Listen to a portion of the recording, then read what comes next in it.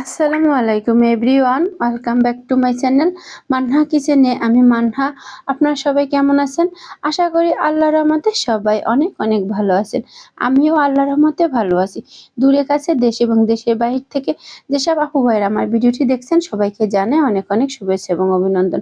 Thumbnail দেখে বুঝে গেছেন যে আজকের কেকটা কতটা সুন্দর, আর এই সুন্দর কেকের ডেকোরেশনটা আমি কিভাবে করেছি, এত সুন্দরভাবে তৈরি করেছি যে আপনাদেরকে বলে বোঝাতে পারবো না। তাই সম্পূর্ণ ভিডিওটি দেখার অনুরোধ রইল।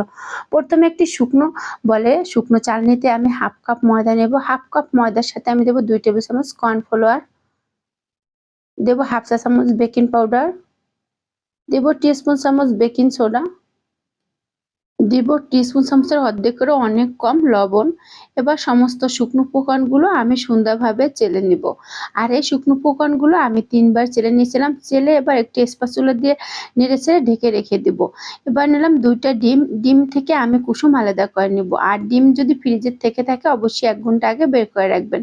এবার ইলেকট্রিক বিটার দিয়ে একটু বিট করে নিলাম। তারপর এখানে দিয়ে দেবো হাফ কাপ চিনি। হাফ কাপ চিনি আমি একবারে দেবো না, একটু একটু দিব আর বিট করতে থাকবো। আর এর সময় কিন্তু আপনার ইলেকট্রিক বিটারের স্পিড মিডিয়াম থাকবে, হাই বা লোতে থাকলে হবে না কিন্তু। এবারে অল্প অল্প চিনি দিব আর বিট করতে থাকবো। একবারে চিনি দিলে আপনার ডিমের ফোমটা পারফেক্ট হবে না। ওভার বিট করতে করতে মানে চিনি গলতে চাবে না, তারপরে আপনার এই ডিমের ফোমটা নষ্ট হয়ে যাবে। তাই অল্প অল্প চিনি দিব আর অল্প অল্প বিট করতে থাকবো। এভাবে করলে খুব দ্রুত চিনিটা মেল্ট হয়ে যাবে এবং খুব সুন্দর একটি ক্রিমি ক্রিমি ভাব চলে আসবে। এই দেখুন সমস্ত ডিমের কালারটা কিন্তু আপনার চেঞ্জ হয়ে গেছে এবং একটা ক্রিমি ক্রিমি ভাব চলে আসছে। আর অবশ্যই কিন্তু মিহি দানার চিনিটা নেওয়ার চেষ্টা করবেন। যদি আপনার এখানে বড় দানার চিনিটা হয়ে থাকে তাহলে আপনারা ব্লেন্ডারে এটাকে ব্লেন্ড করে নিতে পারেন বা শিল্পাটায় বেটে গুঁড়ো করে নিতে পারেন। দেখুন আমি কিন্তু মিডিয়াম স্পিডে বিট করতে আছি। আর এখন কিন্তু আমি একটি স্প্যাচুলা দিয়ে চারপাশে তা মাঝখানে এনে দেবো আর হাত দিয়ে একটু চেক করে দেখবো যে আমার চিনিটা পারফেক্ট ভাবে মেল্ট হয়ে গেছে কিনা। আমার চিনিটা এখনো মেল্ট হতে বাকি আছে, তাই আমি আবার ইলেকট্রিক বিটার দিয়ে বিট করতে থাকবো। এরকম বিট করতে করতে এক পর্যায়ে কিন্তু চিনিটা মেল্ট হয়ে যাবে। আর চিনি যদি সম্পূর্ণটা মেল্ট না হয়ে যায় বা গলে না যায় তাহলে কিন্তু অবশ্যই এ দিয়ে কেক তৈরি করবেন না। ধৈর্য ধরে বিট করতে থাকবেন, কারণ এই অবস্থায় যদি আপনারা কেকটা তৈরি করেন তাহলে কিন্তু কেকটা নষ্ট হয়ে যাবে। তাই অবশ্যই চিনিটা গলা পর্যন্ত বা মেল্ট হওয়া পর্যন্ত আমাদের অপেক্ষা করতে হবে। আমার এটা মেল্ট হয়ে গেছে, সম্পূর্ণ রেডি। এবারে আমি দিয়ে দেব ডিমের কুসুম। আমার একটা কুসুম ভেঙে গেছিল, তাই আমি একবারই কুসুম দুটো দিয়ে দিলাম। একটা একটা করে কুসুম দিলে আর বিট করতে থাকলে সেটা বেশি ভালো হয়। এবারে আমি ঘড়ি ধরে 1 মিনিট সুন্দরভাবে বিট করতে থাকবো। যতটুকু চিনি গলা বাকি আছে সেটাও এখন এটা মানে কুসুম দিয়ে বিট করতে করতে গলে যাবে। আর কত সুন্দর একটা কালার চলে আসছে দেখুন, ক্রিমি ক্রিমি খুব সুন্দর লাগতেছিল। আর এখন কিন্তু পারফেক্ট একটি ডিমের ফোমে রেডি হয়ে গেছে। এভাবে বিট করতে করতে আমার এখন চিনিটা সম্পূর্ণই গলে যাবে। এবার এখানে আমি দিয়ে দেব হাফ চা চামচ ভ্যানিলা এসেন্স। চারপাশেরটা একটু স্প্যাচুলা দিয়ে মাঝখানে এনে দিলাম। চা চামচের 1 চামচ দিয়েছি আর টেবিল চামচের হাফ টেবিল চামচ। এবারে আমি দিয়ে এটাকে আবারও সুন্দরভাবে 30 সেকেন্ডের জন্য বিট করে নিব।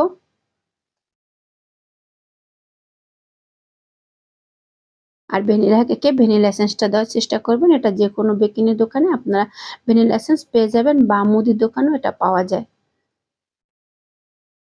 আমার দেখলাম যে আমার চিনিটা গলে গেছে কিনা। হ্যাঁ, গলে গেছে। এবারে এখানে দিয়ে দেবো 1 টেবিল চামচ সয়াবিন তেল। সাদা তেলটা অবশ্যই কিন্তু সয়াবিন সাদা তেলটা আমরা ব্যবহার করব, অন্য কোনো তেলই এখানে ব্যবহার করা যাবে না। আর তেল দিয়ে মাত্র 10 সেকেন্ড বিট করব। এর বেশি বিট করলে আপনার ডিমের ফোমটা নষ্ট হয়ে যাবে। আমার ডিমের ব্যাটারটা রেডি। এবারে আমি একটি স্প্যাচুলা দিয়ে নেড়ে ছেড়ে এখন এখানে আমি শুকনো উপকরণগুলো মিশিয়ে নিব। এখানে আমি অল্প অল্প শুকনো উপকরণ দিব আর একটি হ্যান্ড ডিশ দিয়ে মিশাতে থাকবো। সাথে আমি লিকুইড দুধ দিব, এটা তো আমি সবসময় বলি। সো আপনারা সবসময় একটু একটু লিকুইড দুধ দেবেন আর একটু একটু শুকনো উপকরণ দিয়ে এভাবে ব্যাটারটা মিশিয়ে নেবেন শুকনো উপকরণগুলো। আর এটা কিন্তু জোরে জোরে বা দ্রুত করা যাবে না, খুব ধীরে ধীরে এবং ধৈর্য সহকারে এই কাজটা করতে হবে। একদিকে নাড়াচাড়া করতে হবে, এলোপাতাড়ি ভাবে নাড়াচাড়া করলে ডিমের ফোমটা নষ্ট হয়ে যাবে। আর মাশাআল্লাহ আপনাদের দোয়ায় এখন আমি অনেক পারফেক্ট কেক বানাতে পারি। আমার কোনোভাবে কেক খুব কম নষ্ট হয়ে যায়। অতএব আপনারা যদি আমাকে পছন্দ করে থাকেন, আমার ভিডিওগুলো ভালোবেসে থাকেন, অবশ্যই সম্পূর্ণ ভিডিওটা দেখবেন এবং এই সবকিছু প্রসেসগুলো ফলো করে কেক বানাবেন। মাশাআল্লাহ আপনাদের কেক আমারটার চেয়েও আপনাদেরটা অনেক অনেক সুন্দর হবে এবং ভালো হবে। আর যদি আপনার এরকম কেউ আমার রেসিপি দেখে কেক বানিয়ে থাকেন, অবশ্যই আমাকে কমেন্ট করে জানাবেন, তাহলে আমার কাছে খুবই ভালো লাগবে। আমার সমস্ত শুকনো উপকরণগুলো এই ডিমের ব্যাটারের সাথে মিশানো শেষ। এবার একটি স্প্যাচুলা দিয়ে উপর নিচ করে আমি সুন্দরভাবে মিশিয়ে নিব। আর এখানে আমি আজকে একটি 7 ইঞ্চি মোল্ড ব্যবহার করব। আর 7 ইঞ্চি মোল্ডের ভিতরে আমি তেল দিয়ে ব্রাশ করে দিলাম। তারপরে একটি লেখালেখির কাগজ কেটে রেখেছিলাম, সেটা সুন্দরভাবে বসিয়ে দিলাম। বসানোর পরে এবারে আমি দিয়ে দেবো, উপর থেকে ঢেলে ব্যাটারটা ঢেলে দেবো। আর অবশ্যই উপর থেকে ঢেলে দিবেন, তাহলে বাবলস কম থাকবে। আর বাবলস থাকলে কিন্তু কেক নষ্ট হয়ে যায়। কয়েকবার নষ্ট হয়ে গেছে আমার, আপনাদেরকে আমি বলেছিলাম। এবারে একটি কাঠি দিয়ে সুন্দরভাবে এরকম ওরকম করে নেড়ে চেড়ে নেব। নেড়ে চেড়ে তারপরে ট্যাপ করে নেব। আর এভাবে কাঠি দিয়ে কিন্তু অবশ্যই নেড়ে চেড়ে নিতে হবে, নাহলে কিন্তু ভিতরে বাবলস থেকে যাবে। এবারে আমি ট্যাপ করে তারপরে ওভেন 5 মিনিটের জন্য প্রিহিট করে 160 ডিগ্রি সেলসিয়াসে 30 মিনিটের জন্য বেক হতে দিয়েছিলাম। দেখুন আমি কাঠি দিয়ে চেক করলাম, একদম ক্লিন চলে আসছে। এবারে আমি একটি রেপিং পেপার মুড়ে এরকম রেখে দেবো ঠান্ডা হওয়া পর্যন্ত, এরকম রেখে দেবো। আর ওভেন যখন বন্ধ হয়ে যাবে তখন 5 মিনিটের জন্য আমি ওভেনে রেখেছিলাম। আর আমার না খুব ঠান্ডা লেগেছে, গলাটা কেমন জানি বসে গেছে। এবারে আমার কেক ঠান্ডা হয়ে গেছে, এবারে আমি মোল্ড থেকে কেকটা বের করে নেব। চারপাশে একটি চাকু দিয়ে স্পেস করে মোল্ড থেকে বের করে নেব। মাশাআল্লাহ কেকটা যখন আমি মোল্ড থেকে বের করি, প্রত্যেকটা কেকের সময় আমার এতটা ভালো লাগে যখন দেখি পারফেক্ট স্পঞ্জ একটি কেক আমি তৈরি, মানে প্রত্যেকটা কেক কি মনে হয় আমার কাছে এক একটা স্বপ্ন, এক একটা স্মৃতি আর এক একটা সফলতা। আমি জানি না এটা কেন আমার মনে হয়। এবার আমি দেখুন কতটা স্পঞ্জ হয়েছে আর পারফেক্ট, মানে আমার নিজের কাছে অবিশ্বাস্য। আমি কারো কাছ থেকে শিখিনি, কখনো ট্রেনিং নিইনি, কিন্তু কিভাবে যে পারলাম আল্লাহ তাআলা জানে। সবে আল্লাহর ইচ্ছা, আল্লাহ যদি না চাইতো কখনোই আমি পারতাম না। আপনারা কি মনে করেন আমি জানি না। আমি যখন থেকে কেক বানানো শুরু করছি সেই থেকে আজ আমি মনে করি এ পর্যন্ত 400 কেক বানিয়েছি। তার ভিতরে আমার প্রত্যেকটা কেকই যখন বানাই আর যখনই কেকটা আমি এরকম মোল্ড থেকে বের করি, তখন আমার বুকটা ভিতরে কেমন একটা মানে চমক মেরে ওঠে। কারণ আমি মানে নিজে মানে কেমন জানি একটু হয়ে যায় যে না মাশাআল্লাহ আমি একটা মানে এক একটা কেক যেন আমার কাছে এক একটা সফলতা, এক একটা ভালোবাসার প্রতীক। আমি সত্যি এরকম আমার অনুভূতি কেন হয় আমি জানি না। আল্লাহ তাআলার কাছে লাখো শুকরিয়া যে আমাকে আল্লাহ তাআলা এমন একটি মানে জ্ঞান বা আমার সফলতা দিয়েছে। আপনারা সবাই আমার জন্য দোয়া করবেন। দেখুন কতটা স্পঞ্জ আর 3 লেয়ারে আমি কেকটা কেটে নিলাম। এবার এখানে একটি 9 ইঞ্চি বোট নিয়েছি, বোটে আমি ক্রিম দিয়ে দিলাম। এই ক্রিমের রেসিপি আর শেয়ার করলাম না, কারণ অলরেডি কয়েকবারই আমি পারফেক্ট কালার কিভাবে ক্রিমে নিয়ে আসছি, কিভাবে ক্রিম তৈরি করছি আপনাদের কাছে শেয়ার করছি, তাই নতুন করে আর এটা শেয়ার করলাম না। সুগার সিরাপ বানিয়েছিলাম চিনি এবং পানি জ্বালিয়ে, সেটা এখানে দিয়ে দেবো। আর এটা ব্রাশ দিয়ে দিলে খুব ভালোভাবে সেট হয়, খুব সুন্দরভাবে সেট হয়ে যাবে। আর একটু সুগার সিরাপ স্পঞ্জ কেকে বেশিই দিবেন, তাহলে কেকটা ভালো হবে, নাহলে কিন্তু কেকটা খেতে অতটা ভালো লাগবে না। এখানে আপনার কিন্তু চিনি এবং দুধ জ্বালিয়ে সুন্দর একটি সুগার সিরাপ বানিয়ে নিতে পারেন, সেটা কিন্তু আরো মজাদার এবং খুবই টেস্টি হবে। এবারে আমি যে পার্পল কালারের ক্রিমটা বানিয়েছিলাম সেটা এখানে দিয়ে দেবো। আর দেখুন পার্পল কালারটা খুব সুন্দর হয়েছে। আমার মানে পার্পল কালারটা যে কেন কাস্টমার এত পছন্দ করে আমি জানি না। আমার মানে একটা ভিডিও দেখে আমার ভিডিও থেকে একটি কেক পছন্দ করে, সেখান থেকে একটি পিক আমাকে হোয়াটসঅ্যাপে দিয়ে বলছে আপু এরকম একটি কেক বানিয়ে দিবেন, ঠিক অবিকাল এরকম হবে। আমি বলেছিলাম আপু আমি যদি ঠিক এরকম বানাই তাহলে ভিডিও করতে পারবো না, তাহলে আপনাকে অনেক কেকই এরকম হয় যে আমি একরকমকে বারবার বানাচ্ছি, তখন কিন্তু আর ভিডিও করা হয় না। তাই আমি বলছিলাম আমি একটু ফুলটা চেঞ্জ করে দিই, কইছে আচ্ছা ঠিক আছে আপনি ওরকমই বানাবেন, শুধু ফুলটা একটু চেঞ্জ করে দিয়েন। তাই আর আপু মানে আপুর কথা মতন ওই শুধু ফুলটাই চেঞ্জ করেছিলাম, কালার টালার সব ঠিক ছিল। আর জানি না পার্পল কালার সবার এত পছন্দ কেন, আর এই ডিজাইনটা না সবাই অনেক পছন্দ করে। এই নিয়ে 10 বার বানানো হয়ে গেছে আমার এই ডিজাইনটা। আমি চকলেট গানাশ দিয়ে দিলাম, তারপরে দিয়ে দিলাম চকলেট চিপস, তারপর মাঝের লেয়ার বসিয়ে দিলাম। আর এই লেয়ার গুলো খুব সুন্দরভাবে আমি কেটে নিয়েছিলাম। এবার আবার সুগার সিরাপ দিয়ে দেব। আর এখানে আজকে আমি ব্যবহার করেছিলাম টপিক্যাল ক্রিম, সাথে দিয়েছিলাম চকলেট গানাশ, আর দিয়েছিলাম আইসিং সুগার, আর দিয়েছিলাম আপনার একটু মানে পিঙ্ক কালার কয়েক ফোঁটা একটু বেশি এবং তার সাথে পার্পল কালার দিয়ে আমি সুন্দরভাবে এই ক্রিমটা তৈরি করে নিয়েছিলাম। আর খুব সুন্দরভাবে ক্রিমটা সেট হয়ে গিয়েছিল। আর ক্রিমটা দিয়ে কেক ডেকোরেশন করতে আমার অনেক ভালো লাগছিল। অনেক সুন্দর ক্রিমটা সেট হয়েছিল, কিন্তু গরমে অনেক ক্রিমটা গলে যায়নি। আজকে এই কতদিন ধরে আমার গরমেও ক্রিম দিয়ে কাজ করতে একটুও কষ্ট হয় না। এবার যে আমি মার্কেটে গিয়ে ক্রিমগুলো এনেছি এগুলো অনেক ভালো, অনেক ভালো কাজ করা যায় এগুলো দিয়ে। এবারে আমি আবারও চকলেট গানাশ দিয়ে দিলাম। আর এই চকলেট গানাশটা বানিয়েছিলাম, চকলেট গ্রাম আজকে আমি 50 গ্রাম চকলেট, আমি সবসময় 1 পন্ডের জন্য 50 গ্রাম চকলেট নিই, হোয়াইট চকলেট নিয়েছিলাম, এটা ব্লুবেরির চকলেট। তারপরে তার সাথে দিয়েছিলাম কিছুটা 4 চামচ ক্রিম, তারপরে দিয়েছিলাম হোয়াইট কালার আর আপনার কর্ন সিরাপ দিয়ে আমি এরকম চকলেট গানাশটা বানিয়ে নিয়েছি।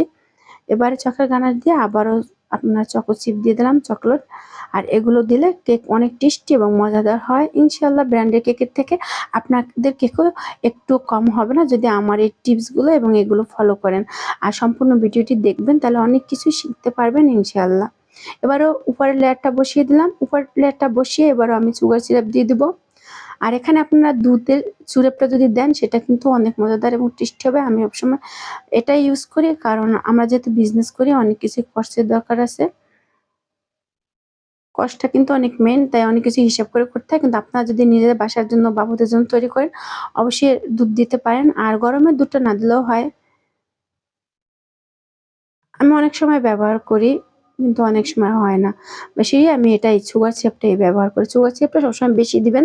এবারে অল্প ক্রিম দিয়ে ক্রাম পুডিং করে নেব।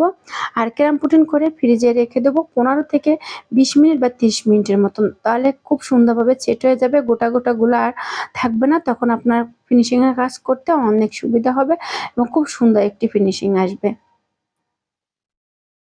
আর প্যান্ট ল্যাপ দিয়ে খুব দ্রুতই আমার ফিনিশিং এসে যায়, জানি না কেন। ফ্রিজে রেখে তারপরে 20 মিনিট পর আমি বের করে এবারে বেশি করে ক্রিম প্রথম উপরে দিয়ে প্যান্ট ল্যাপ দিলাম, চারপাশে নিয়ে এভাবে করতে আমার ভালো লাগে। পাইপিং ব্যাগের থেকে আমার এভাবে করতেই ভালো লাগে। তাহলে আমার মনে হয় আমি খুব দ্রুত এবং চারপাশে সমানভাবে লাগে। আমার মনে হয় পাইপিং ব্যাগে দিলে বেশি পড়ে যায় ক্রিমটা। আর তখন আমি অনেকবারই বানিয়েছিলাম, কাস্টমাররা বলতেছে যে আপু ক্রিমটা বেশি পড়ে যায়। তাই আপনারা কিন্তু আমার টিপসটা ফলো করতে পারেন। প্যান্ট ল্যাপ দিয়ে অল্প অল্প ক্রিম দিয়ে চারপাশে লাগিয়ে তারপরে খুব সুন্দর করে প্যান্ট ল্যাপটা ক্লিন করবেন। ক্রিমটা আপনার বাটিতে রাখবেন আর টিস্যু দিয়ে আপনার প্যান্ট ল্যাপটা মুছে তারপর বারবার এরকম টেনে টেনে ক্লিন করে নেবেন। দেখুন কত সুন্দর ক্লিন চলে আসবে 2-3 মিনিট ইনশাল্লাহ।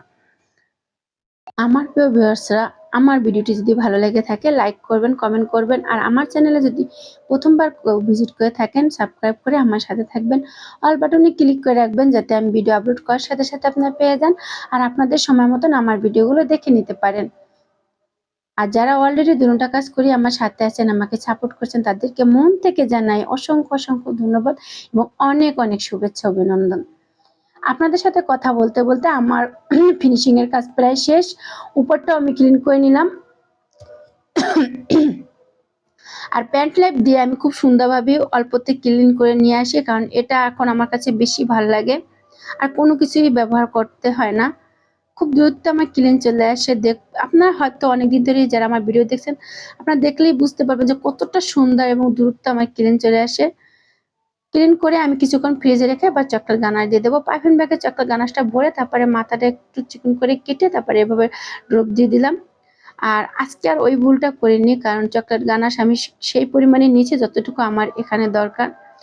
মাঝে মাঝে মাথা নষ্ট হয়ে যায়। বা প্যান্ট ল্যাপ দিয়ে সুন্দরভাবে মিশিয়ে নেবো। হোয়াইট চকলেটটা অত তাড়াতাড়ি জমাট বেঁধে যায় না, তাই এটাকে দ্রুত করার কোনো দরকার নেই। দেখুন আজকে কিন্তু কোনো সমস্যা নেই, কারণ আমি অতিরিক্ত চকলেট গানাশ সেখানে ব্যবহার করিনি। এবার একটি বাস্কেট নজেল নিয়ে আমি ডিজাইনটা করব।